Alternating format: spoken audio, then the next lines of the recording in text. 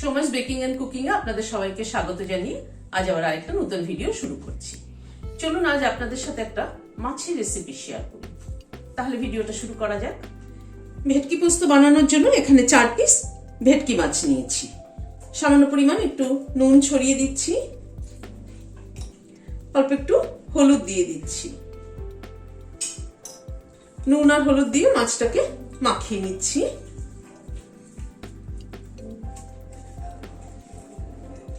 নুন আর হলুদ দিয়ে মাছটাকে মাখিয়ে নিলাম। মাছটাকে সাইডে সরিয়ে রাখছি।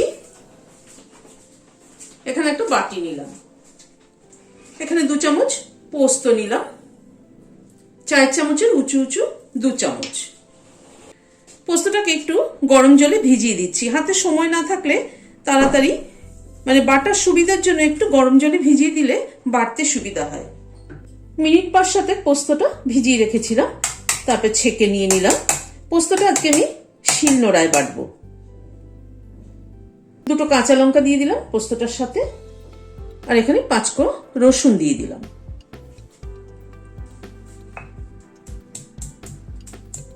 রসুনটাকে আগে একটু থেতো করে নিচ্ছি।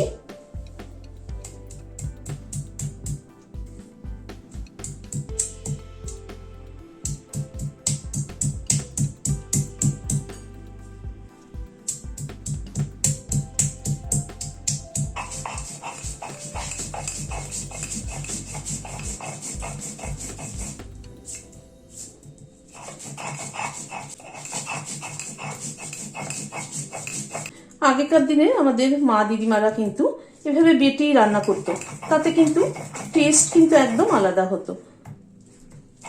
বাটা মশলা দিয়ে রান্নার টেস্ট কিন্তু একদম আলাদা হয়, এটা কিন্তু আমরা সবাই জানি। কিন্তু আজকাল আমাদের কাজের সুবিধার্থে আমরা মিক্সি ইউজ করি, কিন্তু বাটা মশলা দিয়ে করলে সেই ঝোলের টেস্ট কিন্তু অনেক বেটার হয়। পোস্তটা বেটে নিলাম, এবার রান্নাটা শুরু করছি। কড়াইতে সরষের তেল দিচ্ছি। তেলটা গরম হওয়ার পরে এখানে একটা পেঁয়াজ ঝিরিঝিরি করে কেটে নিয়েছি, এটাকে প্রথমে ভেজে তুলে নেব।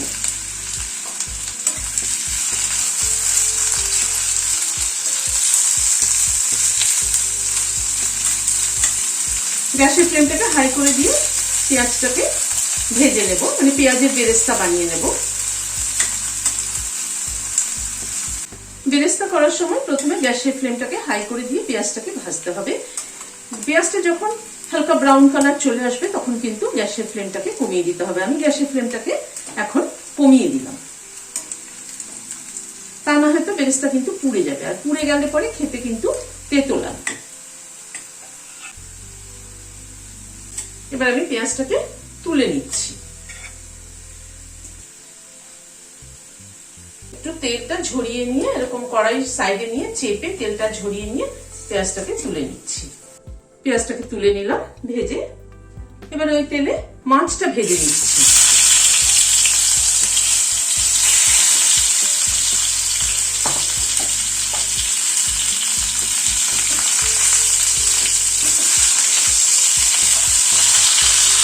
একটা পিস হয়ে যাওয়ার পরে মাছটা উল্টে দিচ্ছি।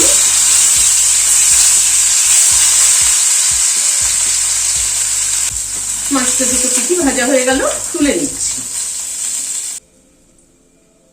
আবার 2 ছেড়ে দিচ্ছি। এই মাছ 2 ভাজা হয়ে গেল, তুলে নিচ্ছি। মাছটা ভাজার পরে যেটুকু তেল আছে তাতে আরেকটু তেল অ্যাড করছি। 1/4 টিস্পুন কালো জিরে ফোড়ন দিলাম।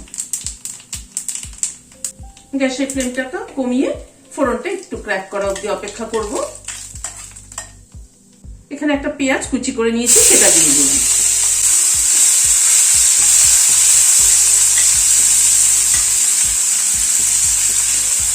গ্যাসের ফ্লেমটাকে কমিয়ে পেঁয়াজটাকে হালকা করে ভেজে নেব।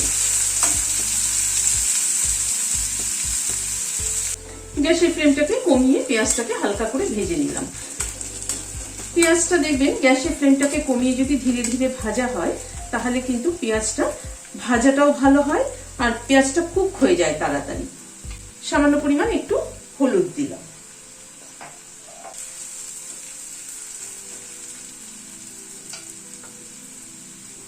এবার এই পোস্ত, কাঁচা লঙ্কা, রসুন বাটাটা দিয়ে দিচ্ছি।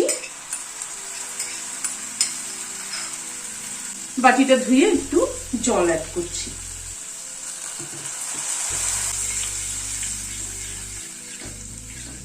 এবার পোস্তটাকে একটু কষিয়ে নেব। পোস্তকে অনেকেই হয়তো কষান না, কিন্তু আমার মনে হয় পোস্তটাকে একটুখানি কষিয়ে নিলে খেতে ভালো হয়। হাফ টিস্পুন একটু বেশি নুন দিচ্ছি, আর হলুদটা মনে হচ্ছে আমার আরেকটু লাগবে, আমি আরেকটু হলুদ অ্যাড করছি।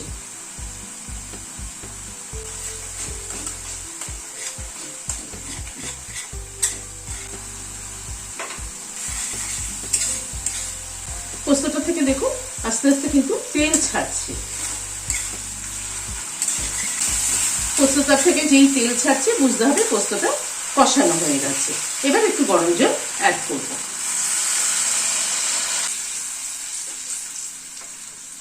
এবার গ্যাসের ফ্লেমটাকে বাড়িয়ে দিয়ে ঝোলটাকে একটুখানি ফুটতে দেব। এই 2-3 মিনিট একটু ঝোলটা ফুটে উঠলো, এবার মাছটা দিয়ে দিচ্ছি। ভেটকি মাছ নরম মাছ তো খুব একটা কিন্তু ঝোলে ফোটাবো না, আর এই কাঁচিয়ে কিন্তু তেলটা দিয়ে দেবেন অবশ্যই।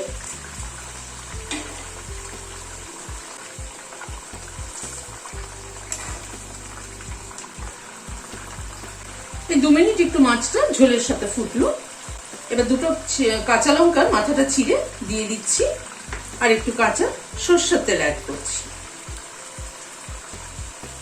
দিয়ে গ্যাসটা বন্ধ করে দিয়ে ঢেকে দিচ্ছি। Standing time 5 minute.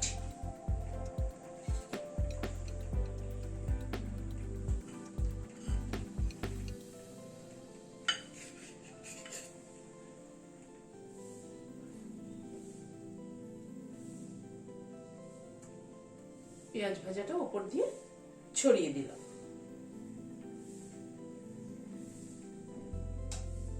পোস্ত দিয়ে মাছের ঝাল আমরা সবাই কিন্তু বানিয়ে থাকি, কিন্তু রেসিপিগুলোর মধ্যে একটুখানি টুইস্ট আনলে কিন্তু খেতে কিন্তু অনেক ভালো হয়ে যায়। নামানোর আগে যে কাঁচা তেলটা দিয়েছি তাতে কিন্তু ফ্লেভারটা দারুণ হয়েছে, আর সার্ভ করার সময় যখন বেরেস্তাটা ছড়িয়ে দিয়েছি তাতে হয়েছে কি, ভাত দিয়ে যখন মেখে খাওয়া হচ্ছে তখন বেরেস্তাটা মুখে পড়লে খেতে কিন্তু খুব ভালো লাগছে। এই ছোট ছোট কিছু চেঞ্জ করলে কিন্তু স্বাদের অনেক বদল হয়। তা আমার আজকের এই রেসিপিটি আপনাদের কেমন লাগলো আমাকে অবশ্যই কমেন্ট বক্সে জানাবেন। যদি ভালো লাগে তাহলে রোজকার মতো আজ আবার বলছি, লাইক শেয়ার করার অনুরোধ রইল। আর যারা এখনো আমার চ্যানেলটি সাবস্ক্রাইব করেননি প্লিজ সাবস্ক্রাইব করুন। পাশে বেলের সিম্বলটা কিন্তু অবশ্যই প্রেস করবেন, যাতে আমার পরবর্তী ভিডিওর নোটিফিকেশন আপনাদের কাছে পৌঁছে যায়। আজ তাহলে শেষ করছি, নমস্কার।